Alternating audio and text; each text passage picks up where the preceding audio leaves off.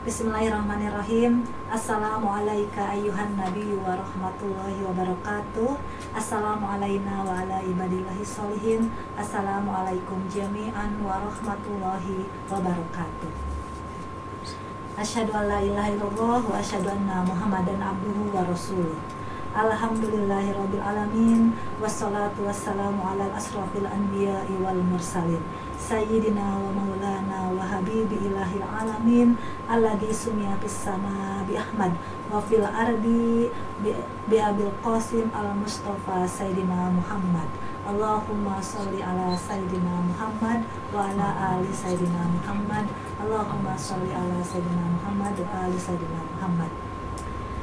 Sahabat Seroja TV dimanapun berada, alhamdulillahirrahmanirrahim, kita bisa berjumpa lagi dalam kajian Seroja TV rutin pada hari Sabtu. Pada hari ini materi dan diskusi yang akan dibahas spesial membahas tentang kisah sukses perempuan Indonesia. Hari ini kita akan mengangkat tema bagaimana kita berani menjadi pengusaha. Dan sudah hadir bersama kita di tengah-tengah kita semuanya, alhamdulillah seorang pengusaha yang jauh datang dari kota Solo. Alhamdulillah bisa berkunjung ke studio kita. Selamat sore Mbak Indah. Sore Bu Is. Ini Mbak Indah ini nama lengkapnya Indah Kusmaning Tias. Kusumaning Tias, tapi lebih dikenal dengan nama Indah Kun. Iya betul. Nah, boleh tanya dulu ya Mbak Indah, kenapa dipanggil Indah Kun? Sebenarnya Kun itu singkatan, Ya. Ku-nya Kusuma, N-nya Ningtyas gitu. Jadi disingkat jadi Indah Kun. Kirain Kun Payakun. Jadi tapi bagus loh Mbak Indah dengan nama Indah Kun. Jadi semua yang Mbak Indah inginkan tercapai kan? Amin. Itu dari Kun Payakun. Dari doa yang disematkan dalam nama itu, alhamdulillah menjadi berkah buat Mbak Indah ya. Dan sahabat Seroja TV, alhamdulillah Mbak Indah ini seorang pengusaha perempuan yang sekarang sukses dalam usaha fashion. Ya. Tapi apakah Mbak Indah ini memulai usaha langsung ke fashion atau bagaimana perjalanan beliau mengawali bisnis ini? Nanti akan kita simak diskusinya dalam obrolan ringan Seroja TV. Oke, Mbak Indah pertama kali ini ya masuk studio Seroja TV. Iya, pertama kali ini. Ya. Tapi pertemuan kita kan bukan yang pertama. Iya, sudah. Walaupun pertama secara fisik Fisik. tapi komunikasi secara Online. alhamdulillah sudah terjalin lebih lama. Jadi walaupun baru pertama sekali ketemu, karena kita sudah ngobrol lama, sudah akrab ya. Alhamdulillahirabbil alamin. Itu manfaat komunikasi yang dijalin secara intensif gitu. Sahabat Seroja TV, hari ini kita akan sharing dan diskusi tentang bagaimana memberanikan diri menjadi pengusaha. Mungkin nanti Mbak Indah juga akan kasih kiat-kiat dan tips sukses bagaimana membangun usaha. Oke. Mbak Indah boleh cerita dulu dong. Mbak Indah ini sejak kapan mulai merintis dunia usaha? Sebelumnya kalau tentang usaha itu sebenarnya sudah saya lakukan sudah cukup lama ya, tahun 2002 kalau nggak salah. Waktu itu saya bergerak di bidang craft, kerajinan tangan. Adik saya itu punya kemampuan untuk membuat desain boneka waktu itu.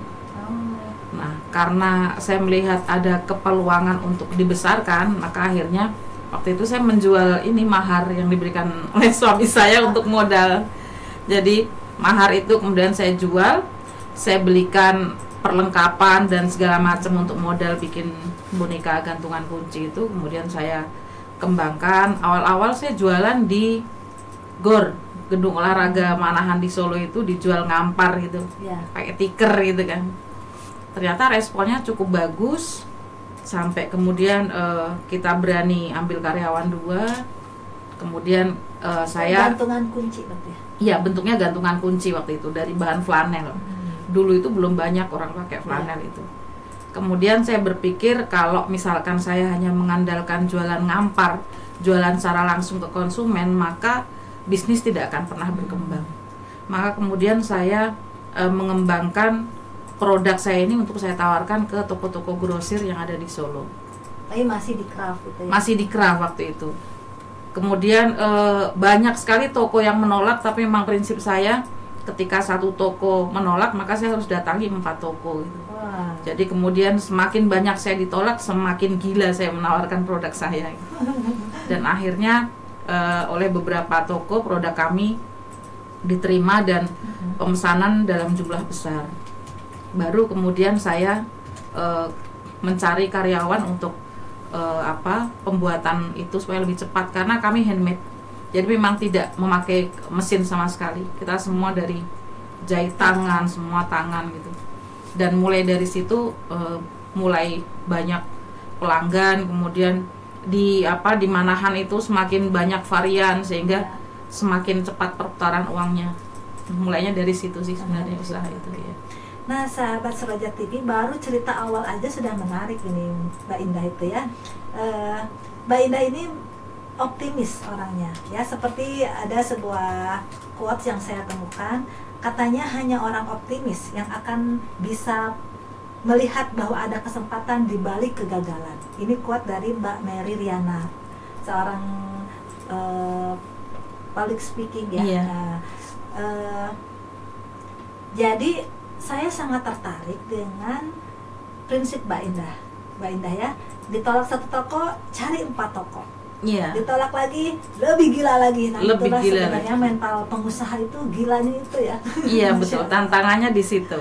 Justru di situ adalah pembinaan mental secara langsung tuh di situ, karena nggak semua orang berani berhadapan untuk menawarkan produk ke target market kita.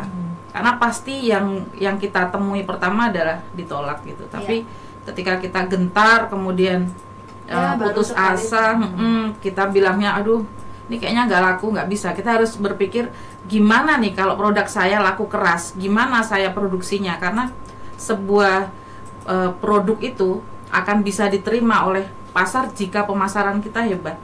Setiap orang bisa produksi, Betul. tapi tidak semua orang bisa memasarkan. Oke, jadi menurut Mbak Indah, pemasaran itu berapa persen kunci keberhasilan dalam sebuah usaha? Kalau menurut saya 90% ya. Oh, 90%. Iya. 90%, karena memang banyak sekali kalau kita temui di orang-orang di sekitar kita, UMKM yang mereka produksi apapun bisa bikin gitu. Misalkan ya ada ibu rumah tangga yang dia bisa bikin peyek, dia bisa jual. Kemudian besoknya lagi dia bikin kering tempe, dia bisa jual. Tapi 10 tahun ke depan dia akan begitu saja. Ya begitu-begitu aja, tidak kemudian dia berkembang jadi pengusaha peyek atau pengusaha tempe, karena apa? Pemasarannya hanya sekitar rumahnya saja. Kemudian dia tidak berusaha mengembangkan bagaimana supaya 10 tahun ke depan saya nggak cuma sekedar pembuat peyek, tapi saya pengusaha peyek. Oke. Jadi Mbak Indah sekarang udah pengusaha dong? Bismillah, mudah-mudahan. Alhamdulillah, sholawat Allahumma sholli ala Muhammad wa ala sayyidina Muhammad. Oke Mbak Indah, kan tadi Mbak Indah cerita bahwa awal mula bisnisnya itu dari craft. Tapi apa sih yang memantik Mbak Indah, menginspirasi Mbak Indah untuk aku mau usaha deh? Kalau di Jawa itu, di Jawa Tengah itu ya, itu ada istilah tuh nek obah mamah. Artinya kalau kita mau bergerak, kita pasti makan gitu.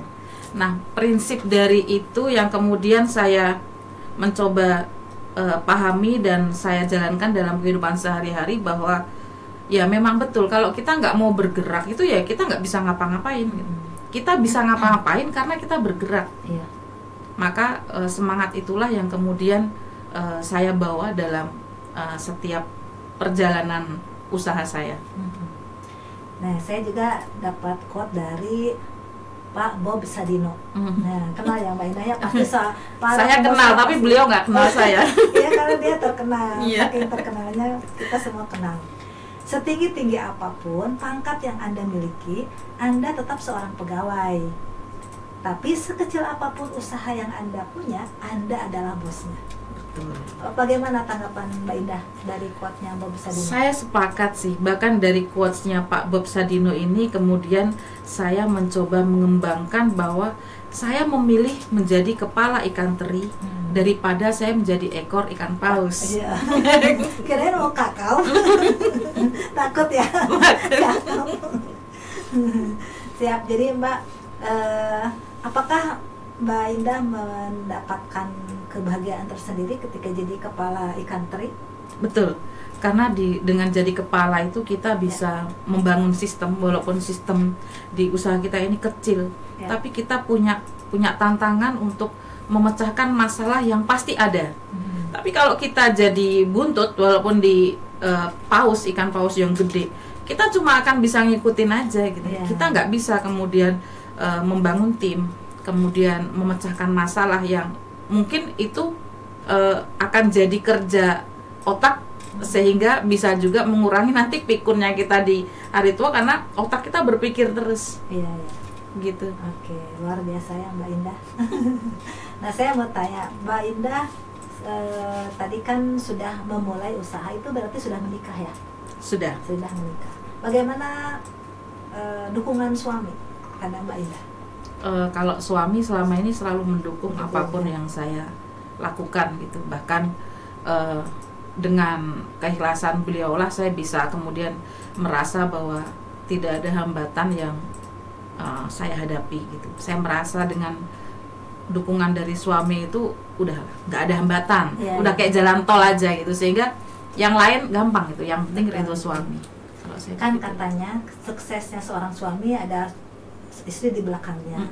Sepertinya sama juga ya, suksesnya seorang istri ada suami dan keluarga di belakangnya. Betul. Alhamdulillahirrahmanirrahim. Dengan anak-anak juga sama? Iya, anak-anak saya juga sangat luar biasa yang mendukung apapun yang saya lakukan. Bahkan ketika saya pernah mengalami kebangkrutan pun, saya diskusi dengan anak-anak saya, dan anak-anak saya rela untuk tidak sekolah dulu karena memang kondisi ekonomi saya waktu itu lagi bangkrut, kondisi usaha saya yang craft itu turun. Pernah bangkrut? Iya, pernah sebelum pandemi. Sebelum pandemi sampai pandemi itu betul-betul kebangkrutan yang saya alami, dan kemudian saya beralih ke Daster ini. Jadi Daster ini juga baru ya? Covid itu. Jadi ketika usaha itu sebenarnya baru ya? Baru itu belum ada setahun. Masya Allah. Iya. Tapi udah keren, belum setahun waktu itu. Iya, karena waktu itu usaha saya yang craft itu bangkrut benar-benar, yang kami harus menjual aset kami, dan kami nggak punya apa-apa, dan saya memulai usaha Daster ini dari minus. Oke. Boleh cerita nggak? Ini kan juga kegagalan juga pembelajaran berharga untuk kita. Betul. Apa menurut Mbak Indah, apa sih yang jadi faktor penyebab bangkrut usaha, dan bagaimana bangkit dari kebangkrutan itu? Yang pertama sebetulnya memang manajemen yang kurang bagus. Dulu waktu saya usaha craft itu ada karyawan 33 orang yang ikut membantu saya. Tapi waktu itu memang saya belum punya banyak ilmu manajemen yang saya miliki, sehingga bahkan dari hal sepele pun, dari hal catatan keuangan masih amburadul. Padahal kalau sekarang saya analisis lagi kenapa saya bangkrut, salah satunya karena saya tidak memiliki pencatatan keuangan secara rapi. Walaupun usaha kita kecil, kalau keuangan manajemen keuangan, kemudian pencatatan keuangan itu bagus, maka insya Allah akan berkembang, karena kita tahu cash flow-nya, kemudian perpindahan uang itu untuk apa itu tahu. Itu kesalahan yang pertama saat saya bangkrut. Yang kedua memang ada faktor X ya. Ada faktor X yang waktu itu ada pesanan yang tidak bisa kami selesaikan karena karyawan saya pindah ke pabrik yang baru dibuka, sehingga kami kurang punya tenaga untuk mengerjakan itu, dan saya harus mengembalikan uang pemesan itu, sehingga itu udah dibelanjakan. Ya, DP sudah kami belanjakan barangnya, kemudian kami tidak bisa mengerjakan, otomatis saya harus mengembalikan uang. Udah dipakai buat ya, betul. Dan ada satu lagi yang saya salah memprediksi. Yang saya prediksi waktu itu bisa booming, ternyata kena COVID. Gitu, sehingga sudah terlanjur kita punya banyak barang, kemudian COVID. Terus dikemanakan itu barang-barang? Akhirnya karena saya sudah tidak punya energi untuk menyelesaikan itu saya bagikan ke komunitas kerajinan di Jepara namanya Paper Mini. Saya hibahkan itu semuanya, nilainya tidak sedikit karena sekitar 200-an. Ratusan juta ya. Iya, ratusan juta saya bagi cuma-cuma, dan kemudian itu bisa mereka pergunakan sampai sekarang. Mereka punya usaha kerajinan tangan itu, sebagian juga bahan baku yang saya kasih. Tapi itu langkah yang berani ya, membagikan barang dengan senilai ratusan juta, dan itu dibagikan, tidak dijual ya, tidak, dengan resiko bangkrut gitu. Memang sudah bangkrut. Ya sudah bangkrut. Saya cuma minta doa ke teman-teman waktu itu supaya saya bisa kembali bangkit lagi ya. Oke. Dari musibah, taruhlah itu musibah bangkrut itu ya, tapi itu sebenarnya bukan musibah ya, cuma ujian aja, ujian mental buat Mbak Indah, ujian juga buat keluarga. Berapa lama Mbak Indah bisa bangkit lagi? Saya pernah di posisi yang depresi ketika kebangkrutan itu, karena saya nggak ngerti harus gimana, kemudian juga COVID memporak-porandakan semuanya. Mau mengawali apapun saya juga nggak ngerti ya, sehingga saya sempat yang tidak bisa berpikir apapun. Tapi kemudian suami dan anak-anak saya terus support, yang tidak kemudian menghakimi saya atau menyalahkan saya atas situasi ini. Tapi mereka memberikan waktu untuk saya untuk bisa lebih introspeksi, kemudian mempelajari kenapa bisa begini. Dan pada saat saya sudah menemukan ide bahwa saya mau usaha fashion duster gitu, di titik itulah kemudian saya mulai fokus untuk menjual bunga-bunga hidup yang waktu COVID itu melambung tinggi. Saya langsung waktu itu jualan itu, dan hasilnya hasilnya itu kemudian yang saya gunakan untuk usaha daster di Solo. Saya juga termasuk waktu itu ya, melihat tiba-tiba orang-orang jadi cinta bunga, merawat, sampai ada tanaman yang harganya mahal sekali. Jutaan, betul. Aku nggak sebutkan ya namanya. Pokoknya itu bunga-bunga itu yang sekarang sudah tidak laku lagi, dan itu ternyata ada banyak di hutan. Iya, betul. Begitu ditemukan, oh ternyata ini bunga tanaman liar di hutan, dan tiba-tiba langsung booming. Masalah ya, kadang ya itu mah antara orang menjatuhkan atau emang waktunya aja cuma segitu. Ramainya barang itu tiba-tiba ada aja masanya. Iya, betul. Karena kan tanaman juga beberapa kali ya Mbak ya, dari gelombang cinta, kemudian kemarin aglonema dan sebagainya, itu ganti-ganti terus. Karena waktu itu saya berpikir gini, orang kalau sudah beli tanaman satu aja, dia nggak akan mungkin repeat order, karena itu akan beranak pinak gitu. Maka saya harus berpikir usaha apa ya yang kira-kira bisa saya kembangkan gitu. Oke. Itu Mbak Indah membudidaya sendiri atau membeli dan jual lagi? Awalnya membeli, tapi saya budidayakan dulu waktu itu, dan timingnya sangat tepat ketika tumbuhan saya mulai beranak pinak, booming. Gitu. Itu hoki apa emang direncanakan? Kayaknya hoki. Kayaknya hoki. Kayaknya itu berkah dari bagi-bagi ya. Mudah-mudahan ya, karena memang dari doa orang-orang pasti, insya Allah. Ya, insya Allah, mudah-mudahan seperti itu. Jadi ini luar biasa ya sahabat Sekoja TV, ketika justru jatuh malah berbagi ya. Justru itu sebenarnya itu langkah berani sih menurut saya ya, bagaimana kita ketika ketika jatuh tidak bisa bangkit, kemudian malah beramal soleh dengan membagi-bagikan, dan itu menjadi inspirasi kepada yang dibagikan ya sekarang. Mereka lanjut usaha, lanjut sampai sekarang. Itu doa Mbak Indah, mohon doa, mereka juga mendoakan, jadi dapat berkahnya dengan hoki itu. Menurut saya kan tiba-tiba lagi budidaya itu kan mengisi waktu luang ya awalnya. Iya, mengisi waktu luang, waktu kondisi pikiran lagi ruwet itu. Dan tanaman adalah salah satu healing. Betul. Itulah yang pas pandemi kan semua orang nggak bisa kemana-mana, jadi ya main sama tanaman. Tiba-tiba semua orang merawat rumahnya, gitu, mempercantik rumahnya, masya Iya. Allah, ya, itu berkah. Oke. Baik sahabat Suroja TV, sebenarnya Mbak Indah ini sekarang fokus pada passion Iya. di daster ya. Iya, daster sama Oke. mukena. Nah, mari kita tanya dan kita simak bagaimana Mbak Indah akhirnya mulai merambah ke dunia passion. Dan kenapa pilihnya daster? Iya. Nah, silakan Mbak Indah.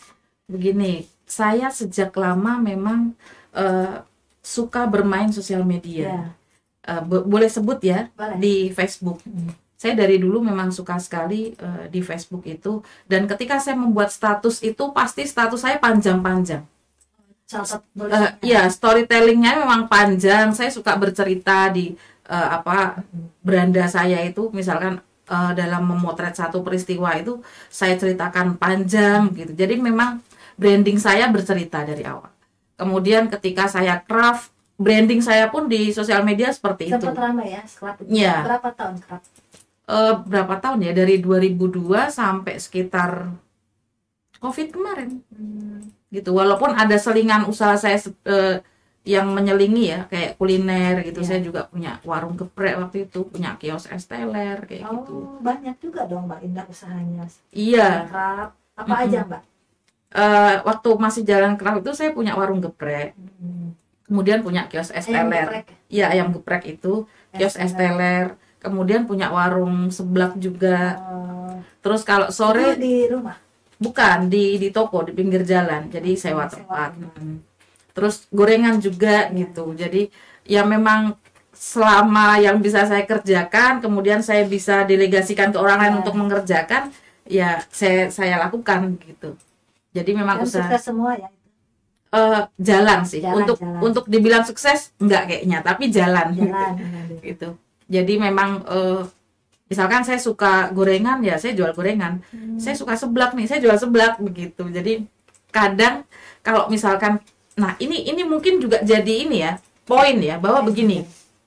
Seringkali tuh misalkan kita ke suatu daerah yang baru ya, kita pindah ke daerah yang baru. Kita senang seblak. Nggak enak di sini, nggak ada seblak ya, nggak ada yang jual seblak. Payah nih, nggak kayak di sana. Justru itulah peluang kita untuk buka usaha, gitu. Nah, itu yang saya lakukan gitu. Ketika saya di tempat saya itu nggak ada seblak, ya itu jadi peluang saya untuk buka seblak. Kok gorengannya yang jual nggak ada yang enak nih. Ya saya yang harus jual jadi gorengan enak gitu. Sehingga waktu saya masih jualan gorengan tuh sehari bisa jual 1.000 tahu, guys. Jadi 1.000 tahu itu terjual dalam waktu sekian jam saja.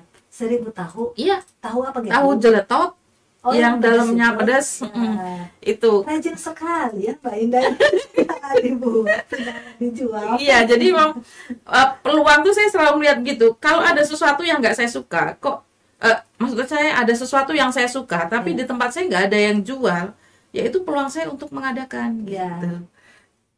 Kayaknya dari pemikiran itu deh yang kemudian saya memang kayak apalagi ya gitu. Nah, jadi Mbak Indah, jadi belum nih, kenapa ambil daster? Oh iya. Nah, kemudian begini, waktu itu ketika saya branding di Facebook dari craft, kemudian kuliner, kemudian tanaman, itu berhasil. Kemudian tiba-tiba COVID, semuanya habis, nggak bisa jalan.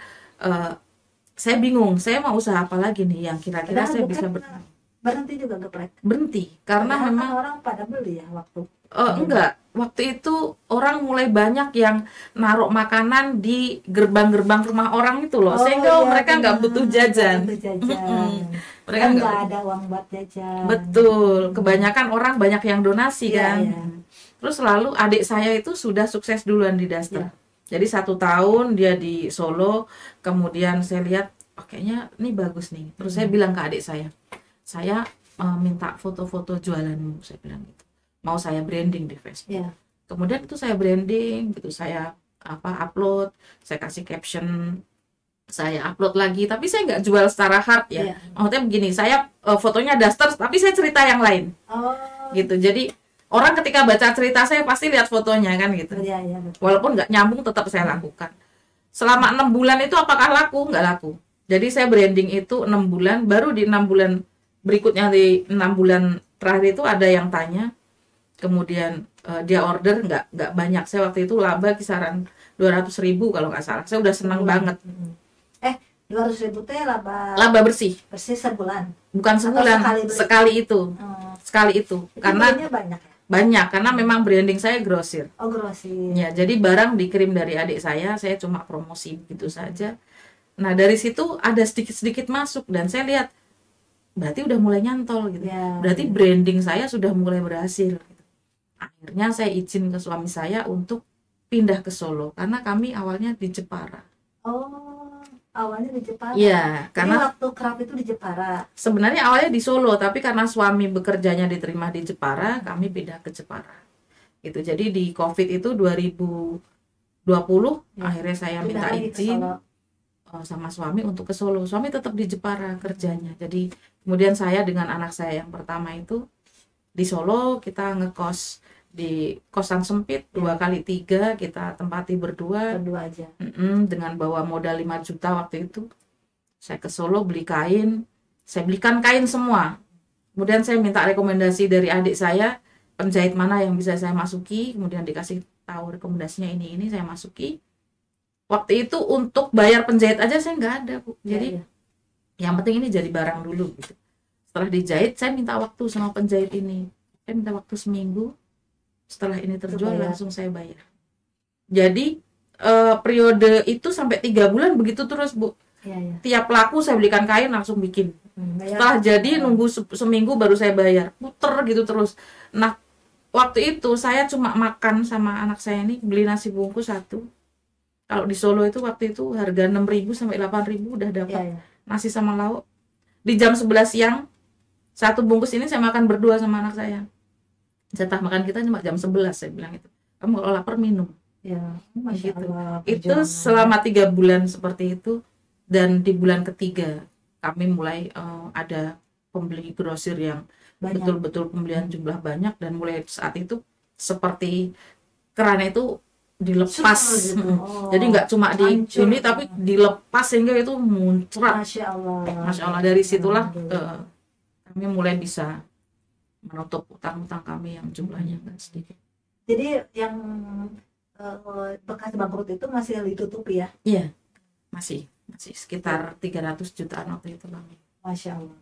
Jadi sahabat Roja TV ini Mbak Indahnya luar biasa ya, mentalnya itu loh yang harus kita ikuti. Sudah pernah bangkrut, kemudian terus mencoba berbagai macam usaha, dari tanaman, kemudian geprek, seblak, tahu jeletot, es teler, bahkan mau hijrah dan hidup susah dulu demi sukses. Tapi Mbak Indah, waktu itu apa yang membuat Mbak Indah optimis pindah ke Solo? Maksudnya kan pindah ke Solo itu resikonya besar ya, meninggalkan suami dan anak, terus hanya berdua dengan anak yang pertama, dan si anak pertama juga diajak susah gitu ya. Itu juga nanti yang ingin saya tanyakan, bagaimana membina anak. Tapi pertanyaan sekarang yang ingin saya tanyakan, apa yang mendorong Mbak Indah seoptimis itu bahwa harus mencoba? Sebenarnya itu dari prinsip sederhana yang mungkin orang udah banyak tahu, bahwa setelah badai pasti ada pelangi.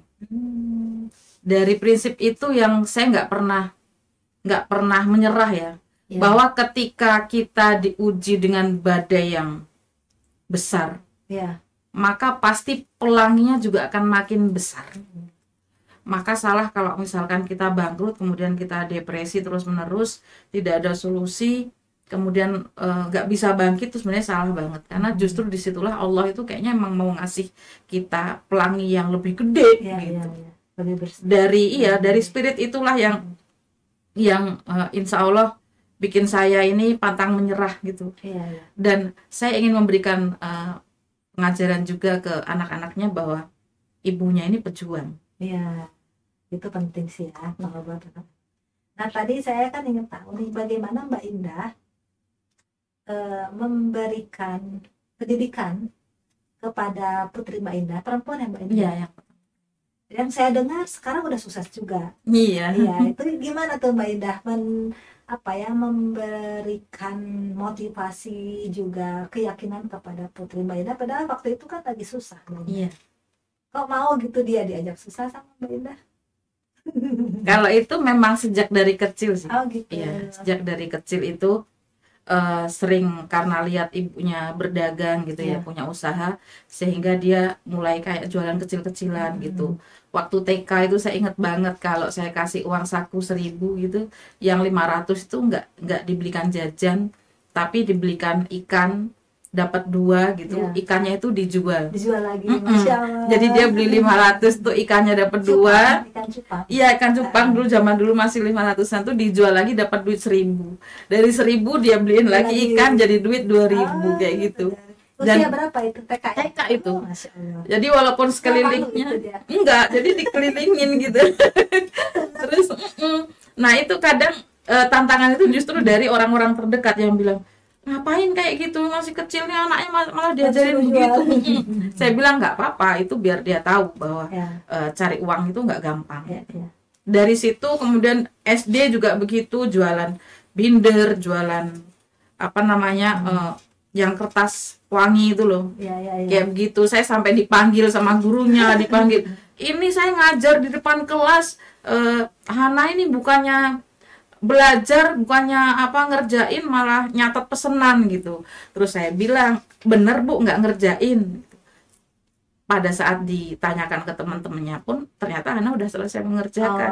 Baru memang terus nyatetin pesenan memang. Mengisi waktu luang. Iya, betul. Jadi ya tantangan-tantangan tuh justru dari orang-orang yang dekat gitu. Tapi ya saya jalan terus. Saya bilang sama anak saya bahwa berdagang itu dicontohkan loh sama Rasul. Jadi kita ikutin, karena dari situ tuh rezeki terbanyak memang dari berdagang. Dari situlah yang kemudian membuat anak saya progresnya bagus. Dan sekarang sahabat Surya TV tadi itu direncanakan putrinya Mbak Indah mau juga hadir di studio, tapi karena tadi ada agenda lain sehingga berhalangan untuk hadir di sini. Semoga lain waktu bisa menghadirkan putri Mbak Indah, karena masih muda. Usia berapa sekarang Mbak Indah? 21. Putrinya 21, tapi sudah punya usaha sendiri ya? Iya. Sama Daster dan Mukena juga. Sama Daster dan Mukena, tapi manajemennya beda. Bukan ngambil dari Mbak Indah ya? Masih ngambil, cuma motifnya dia yang menentukan. Jadi justru dia bos saya sekarang. Wah. Iya. Kok bisa bilang dia bosnya? Iya, karena kan bagi seorang pengusaha atau seseorang yang punya usaha itu, pembeli itu kan bosnya. Nah, anak saya itu kan belinya ke saya, jadi putri Mbak Indah yang beli banyak ke Mbak Indah. Iya, jadi dia bos saya sekarang. Berarti dia marketingnya sukses. Iya. Kalau beli banyak, berarti pembeli ke dianya juga banyak. Iya. Nah, Masya Allah Mbak Indah, seru sekali ya sahabat Surya TV. Oke Mbak Indah, tadi kan Mbak Indah menyebutkan bahwa marketing adalah salah satu faktor sukses dalam berusaha. 90 berapa? 90%. 90%. 10%-nya apa Mbak? 10%-nya adalah keberanian, sedikit modal, kemudian apa ya, pantang menyerah. Nah, mungkin Mbak Indah bisa dong kasih tips kepada sahabat Surya TV yang 90% itu, yang marketing itu, apa tipsnya? Supaya kita nanti punya bekal juga nih buat sahabat Surya TV yang mau ikut memulai bisnis atau sudah memulai bisnis tapi masih kurang maksimal dan memerlukan marketing. Kita dengarkan tips dari Mbak Indah. Kalau kita bicara zaman dulu ya, tipsnya ya lebih sulit dipraktekkan, karena kalau zaman dulu itu pasti modal yang pertama. Tapi kalau zaman sekarang semua serba digital, kemudian semua bisa kita jual secara online, itu sebenarnya nggak begitu sulit. Zaman dulu tuh ada pepatah, dunia tidak selebar daun kelor. Tapi sekarang yang terjadi adalah dunia itu memang hanya selebar daun kelor. Di benda pipih kecil ini kita udah pegang dunia. Kita bisa pegang ratusan juta orang calon pembeli kita. Ya. Jadi maka manfaatkan benda pipi ini karena memang disinilah dunia kita bisa genggam. Oke, saya penasaran, Mbak Indah medsosnya apa? Saya Facebook. Facebook apa? Indah Kusmaning Tias. Oke. Kru mungkin boleh dicari nanti kalau kru berhasil mendapatkan gambar-gambarnya kita tayangkan.